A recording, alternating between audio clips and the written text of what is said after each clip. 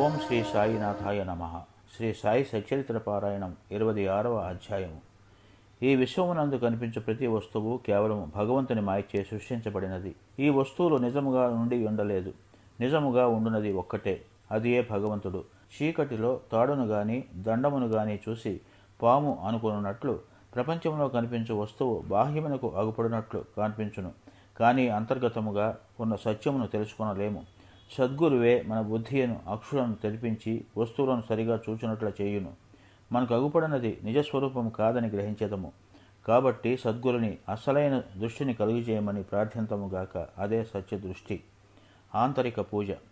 హేమడ్ పంత్ మనకు ఒక కొత్త రకము పూజా విధానము బోధించుచున్నారు. సద్గురుని పాదములు కడుగుటకు ఆనంద భాష్పములనే వేడి నీళ్లను ఉపయోగించదముగాక. స్వచ్ఛమైన ప్రేమయ్యను చందనమును వారి శరీరమునకు పూసెదముగాక. దృఢ విశ్వాసమును వస్త్రముతో వారి శరీరమును కప్పెదముగాక. అష్ట సాత్విక భావములనేడు 8 తామర పుష్పములు సమర్పించదముగాక. ఏకాగ్ర చిత్తమును ఫలమును సమర్పించదముగాక. భావమును బుక్క వారి శరీరంపై చల్లి భక్తి అనే మొలతాడును కట్టెదముగాక. మన శిరస్సును వారి బొటన వేళ్లపై ఉంచెదముగాక. సద్గురుని ఈ ప్రకారముగా నగలతో అలంకరించి మన సర్వస్వమును వారికి సమర్పించదముగాక. అట్టి ఆనందకరమైన పూజ చేసిన పిమ్మట ఇటుల ప్రార్థించదముగాక. మా మనస్సును అంతర్ముఖము చేయుము, దానిని లోపలి వైపు పోవునట్లు చేయుము. నిత్యములకు గల తారతమ్యమును తెలుసుకుని శక్తిని దయచేయుము. ప్రపంచ వస్తువులందు మాకు గల ఆసక్తిని పోగొట్టి మాకు ఆత్మసాక్షాత్కారము కలుగునట్లు చేయుము. మేము మా శరీరమును ప్రాణమును సర్వమును నీకు సమర్పించదము. సుఖ దుఃఖానుభవములు కలుగుకుండానట్లు మా నేత్రములు నీవిగా చేయుము. మా శరీరమును మనస్సును నీ స్వాధీనమందు ఉంచుకొనుము. నీ ఇష్టము వచ్చినట్లు చేయుము. మా చెంచల మనస్సు నీ పాదముల చెంత విశ్రాంతి పొందుగాక. ఇక ఈ అధ్యాయంలోని కథల వైపు మరలదము. భక్త పంతు. ఒకనాడు పంతు అను భక్తుడు మరొక సద్గురుని శిష్యుడు అదృష్టవశమున షిరిడీకి వచ్చెను. అతనికి షిరిడీకి పోవ ఇచ్చ లేకుండెను. కానీ తానొకటి తలచిన దైవం ఇంకొకటి తలచును. అతడు BB&CI రైల్వేలో పోవుచుండెను. అందులో అనేకులు స్నేహితులు బంధువులు కలిసిరి. వారందరూ షిరిడీకి పోవుచుండరి. వారందరూ తమ వెంట రమ్మని కోరగా అతడు వారిని కాదన లేకుండెను. వారు బొంబాయిలో దిగిరి. పంతు విరార్లో దిగెను. అచట తన గురువును దర్శించి షిరిడీ పోవుటకు అనుమతి పొంది ఖర్చుల నిమిత్తము డబ్బును కూర్చుకొని అందరితో కలిసి షిరిడీ వచ్చెను. అందరూ ఉదయమే షిరిడీ చేరి 11 గంటలకు మసీదుకు పోయిరి. బాబా పూజ కొరకు చేరిన భక్తుల గుంపును చూసి అందరూ సంతసించిరి. కానీ పంతుకు మూర్ఛ వచ్చి హఠాత్తుగా కింద పడెను. వారందరూ భయపడిరి. అతనికి చైతన్యం కలిగించుటకు ప్రయత్నించిరి. అతని ముఖముపై నీళ్లు చల్లగా బాబా కటాక్షముచే తెలివి వచ్చెను. నిద్ర నుంచి లేచిన వాని వలె లేచి కూర్చుండెను. సర్వజ్ఞుడగు బాబా అతడు ఇంకొక గురువు తాలూకు శిష్యుడని గ్రహించి నిర్భయముగా ఉండమని ధైర్యము చెప్పుచు తన గురువునందే భక్తి నిల్చున్నట్ల ఈ క్రింది విధముగా పలికెను. ఏమైనను కానిండు, పట్టు విడవరాదు. నీ గురిని యందే ఆశ్రయం నిలుపుము. ఎల్లప్పుడూ నిలకడగా ఉండము. ఎప్పుడు వారి ధ్యానమునందే మునిగి ఉండము. పంత్ ఈ మాటల యొక్క ప్రాముఖ్యమును గ్రహించెను. ఈ విధముగా తన సద్గురుని జ్ఞప్తికి తెచ్చుకొనెను. అతడు తన జీవితంలో బాబా చేసిన ఈ మేలును మరువలేదు. హరిశ్చంద్ర పితలే. బొంబాయిలో హరిశ్చంద్ర పితలే అనువాడు ఉండెను. అతనికి మూర్ఛరోగంతో బాధపడుతున్న కొడుకు ఒకడు గలడు. ఇంగ్లీషు మందులను ఆయుర్వేద మందులను కూడా వాడని గాని జబ్బు కుదరలేదు. కావున యోగుల పాదములపై పరుటై అనే సాధన ఒక్కటే మిగిలెను. 15వ అధ్యాయమందు చక్కని కీర్తనలచే దాసుగను బాబా కీర్తిని బొంబాయి ప్రెసిడెన్సీలో వెల్లడి చేసినని తెలుసుకుంటుమి. 1910లో పితలే అట్టి కథలు కొన్నింటిని వినెను. వాని నుండి ఇతరులు చెప్పిన దాని నుండి బాబా తన దృష్టి చేతను స్పర్శ చేతను బాగు కానట్టి జబ్బులను బాగు చేయునని గ్రహించెను. సాయిబాబాను చూచుటకు మనసులో కోరిక పుట్టెను.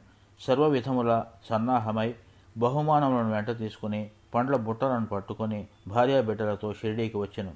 అతడు మసీదుకు పోయిను. బాబాకు సాష్టాంగ నమస్కారం చేసెను. తన రోగి కొడుకును బాబా పాదములపై పెట్టెను.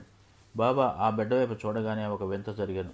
పిల్లవాడు వెంటనే కండ్లు గిర్రను తిప్పి చైతన్యం తప్పి నేలపై పడెను. అతని నోట చొంగ కారెను. అతని శరీరమున చెమట పట్టెను. అతడు సచ్చిన వాని వలె పడెను. దీనిని చూసి తల్లిదండ్రులు మిక్కిలి భయపడరి. అటువంటి మూర్ఛలు వచ్చుచుండెను గాని ఈ మూర్ఛ చాలాసేపటి వరకు ఉండెను. తల్లి కంటినీరు వరదలుగా కార్చుండెను. ఆమె ఏడ్చుటకు మొదలెడెను. ఆమె స్థితి దొంగల నుండి తప్పించుకొనవలెనని ఒక గృహంలోనికి పోగా అది తన నెత్తిపై పడినట్లు, పులికి భయపడి పారిపోయి కషాయవాణి చేతిలో పడిన ఆవు వలె ఎండచే బాధపడి చెట్టు నీడకు పోగా అది బాట్సార్పై పడినట్లు లేదా భక్తుడు దేవాలయమునకు పోగా అది వానిపై కూలినట్లు ఉండెను.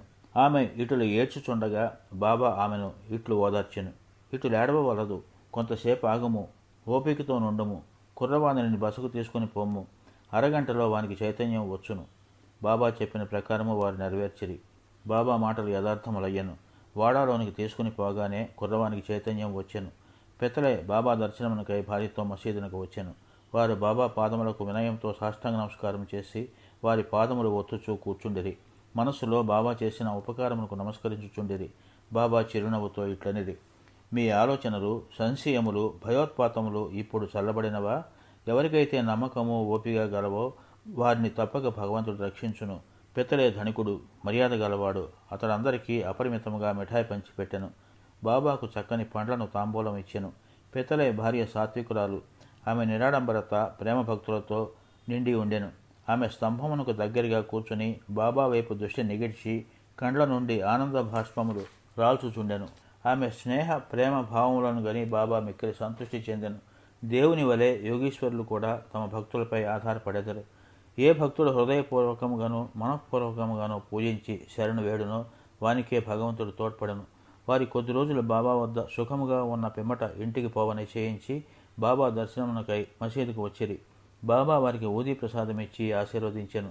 పెత్తలేను దగ్గరికి పిలిచి ఇట్లనెను: బాపు, అంతకుముందు 2 రూపాయలు ఇచ్చి ఉంటేని, ఇప్పుడు 3 రూపాయలు ఇచ్చుచున్నాను. వీనిని మీ పూజా మందిరములో పెట్టుకుని పూజింపము, నీవు మేలు పొందెదవు. పెత్తలే వీనిని ప్రసాదముగా అంగీకరించెను. బాబాకు సాష్టాంగ నమస్కారం చేసి ఆశీర్వచనములకై ప్రార్థించెను. ఇదే తాను షిరిడీ పోవటం మొదటిసారి గనుక అంతకుముందు 2 రూపాయలు ఇచ్చినను బాబా మాటల అర్థమును గ్రహింపలేకుండెను. దీనిని తెలుసుకొనవలెనని కుతూహలపడెను. కానీ బాబా ఊరకొనెను. స్వగృహమునకు పోయి తన ముదుసలి తల్లికి ఈ వృత్తాంతమంతయో చెప్పి, బాబా అంతకుముందు 2 రూపాయలు ఇచ్చినను అది ఏమి అని అడిగాను. ఆమె తన పుత్రునితో ఇట్లనెను: నీ కొడుకుతో నీవిప్పుడు షిరిడీకి పోయినట్లు మీ తండ్రి నిన్ను తీసుకుని అక్కల్ కోట్కర్ మహారాజు గారి వద్దకు పోయెను. ఆ మహారాజు కూడా సిద్ధపురుషుడు, పూర్ణ యోగి, సర్వజ్ఞుడు, దయాళువు. మీ తండ్రి నిర్మలమైన భక్తుడు గనక ఆయన పూజను స్వామి ఆమోదించిరి. వారు మీ తండ్రికి 2 రూపాయలు ఇచ్చి మందిరంలో పెట్టి పూజింపమనిరి. మీ తండ్రి గారు చనిపోవు వరకు వానిని పూజించుచుండిరి.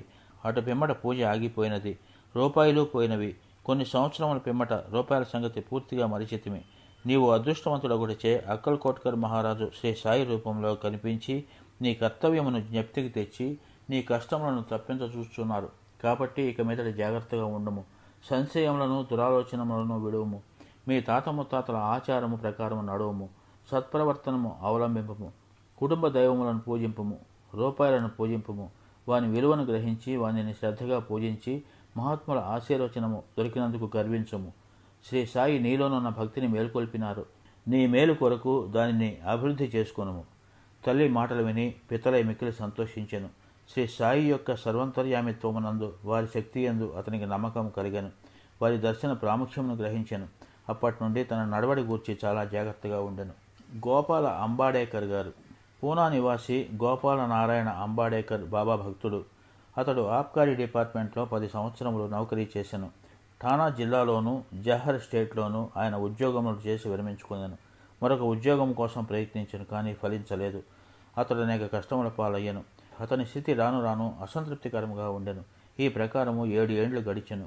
అతడు ప్రతి సంవత్సరము షిరిడీకి పోవచ్చు బాబాకు తన కష్టములు చెప్పుచుండేవారు. 1916లో అతని స్థితి చాలా హీనముగా నుండటచే షిరిడీలో ప్రాణత్యాగము చేయ నిశ్చయించుకునెను. అతడు భార్యతో షిరిడీకి వచ్చి 2 మాసములు ఉండెను.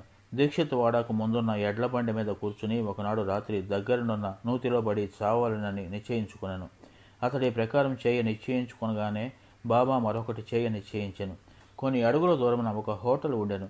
దాని యజమాని సగుణమేర్ నాయక్. అతడు బాబా భక్తుడు.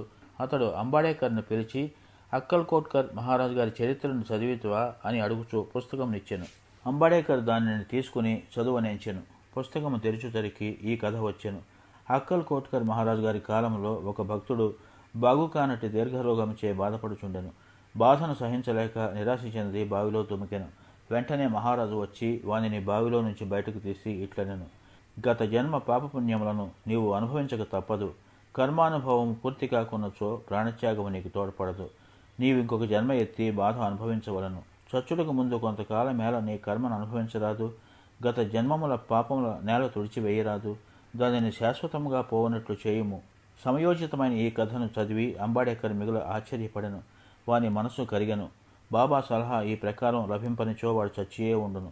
బాబా సర్వజ్ఞత్వమును దయాళుత్వమును చూసి అంబాడేకర్కు బాబా యందు నమ్మకము బలపడి అతని భక్తి దృఢమయ్యెను. అతని తండ్రి అక్కల్కోట్కర్ మహారాజు భక్తుడు, కాన కొడుకు కూడా తండ్రి వలె భక్తుడు కావాలనని బాబా కోరిక. అతడు బాబా ఆశీర్వచనమును పొందెను. వాని శ్రేయస్సు వృద్ధి పొందెను. జ్యోతిషం చదివి అందులో ప్రావీణ్యము సంపాదించి దాని ద్వారా తన పరిస్థితి బాగు చేసుకునెను. కావలసినంత ధనమును సంపాదించుకొనగలిగెను. మిగతా జీవితమంతయు సుఖముగా గడిపెను. ఓం శ్రీ సాయినాథాయ నమః. 26వ అధ్యాయం సంపూర్ణము. శుభం భవతు. सच्चिदानंद सद्गुरु साईनाथ महाराज की जय।